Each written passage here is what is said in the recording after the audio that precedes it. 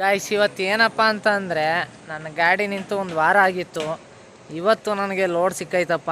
ಎಲ್ಲಿಗೆ ಅಂತ ಗೊತ್ತಿಲ್ಲ, ಒಟ್ಟಿನಲ್ಲಿ ಲೋಡ್ಗೆ ಹಾಕು ಅಂತ ಹೇಳಿದ್ರು. ನನಗಂತೂ ಖುಷಿ ಆಯಿತು. ಎಲ್ಲಿಗೆ ಲೋಡು ಅಂತ ಕೇಳಿದ್ರೆ ಇನ್ನೂ ಖುಷಿ ಆಗುತ್ತೆ. ಲಾಂಗ ಲೋಕಲ ಗೊತ್ತಿಲ್ಲ, ಲಾಂಗ್ ಇದ್ದರೆ ಖುಷಿ ಆಗುತ್ತೆ, ಲೋಕಲ್ ಆದರೆ ಸ್ವಲ್ಪ ಖುಷಿ ಆಗುತ್ತೆ, ತೊಂದರೆ ಏನಿಲ್ಲ. ನೋಡಬೇಕು ಎಲ್ಲಿಗೆ ಅಂತ. ನನಗಂತೂ ಸಖತ್ ಖುಷಿ ಆಯ್ತೈತೆ ಇವತ್ತು. ಯಾಕಂದರೆ 8 ದಿನ ಆಗಿತ್ತು ಗುರು ಗಾಡಿ ಎತ್ತಿ ನಾನು. ನನಗಂತೂ ಸಖತ್ ಬೇಜಾರಾಗಿತ್ತು.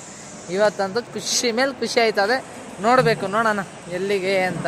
ಗಾಡಿ ಲೋಡ್ಗೆ ಹಾಕಿದ್ದೀನಿ, ನೋಡೋಣ. ಸ್ನೇಹಿತರೆ, ಇವತ್ತು ಭಗವಂತ ಕಂಡುಬಿಟ್ಬಿಟ್ಟ. ನನಗಂತೂ ಎಷ್ಟು ತಲೆ ಕೆಟ್ಟೋಗಿತ್ತು ಅಂದರೆ ಅಷ್ಟು ತಲೆ ಕೆಟ್ಟೋಗಿತ್ತು. ಯಾಕಪ್ಪ ಅಂತ ಅಂದರೆ ಚೀಟಿ ಕಟ್ಟಬೇಕು, ಗಾಡಿ EMI ಕಟ್ಟಬೇಕು, ಸಾಲಗಳು, ಬಡ್ಡಿಗಳು. ನನಗಂತೂ ಸಖತ್ತು ಟೆನ್ಷನ್ ಆಗಿಬಿಟ್ಟಿತ್ತು, ಹೆಂಗಪ್ಪ ಕಟ್ಟೋದು ಅಂತ.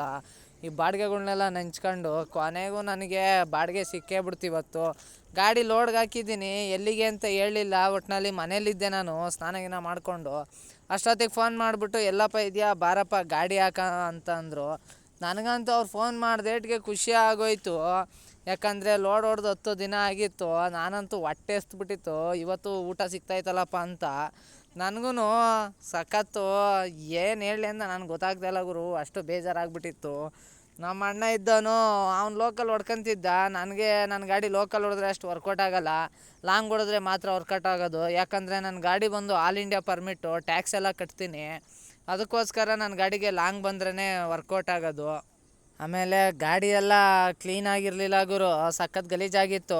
ಯಾಕಂದರೆ ಬಾಡಿಗೆ ಇರಲಿಲ್ಲ, ಅದಕ್ಕೆ ನಾನು ಗಾಡಿ ಕಡೆ ಹಿಂದೆ ಗಮನ ಕೊಟ್ಟಿರಲಿಲ್ಲ. ಕೊನೆಗೂ ಎಲ್ಲ ನೀಟಾಗಿ ಕ್ಲೀನ್ ಮಾಡಿದೆ ಗುರು. ಲೋಡ್ ಮಾಡ್ತೀನಿ, ಬೇಗ ಕ್ಲೀನ್ ಮಾಡ್ಕೊಳಪ್ಪ ಅಂತಂದರು. ಈ ವಿಡಿಯೋ ಇಷ್ಟ ಆಗಿದ್ರೆ ಲೈಕ್ ಮಾಡಿ, ಶೇರ್ ಮಾಡಿ. ಲೋಡು ಎಲ್ಲಿಗೆ ಅಂತ ನೆಕ್ಸ್ಟ್ ವಿಡಿಯೋ ಮಾಡ್ತೀನಿ.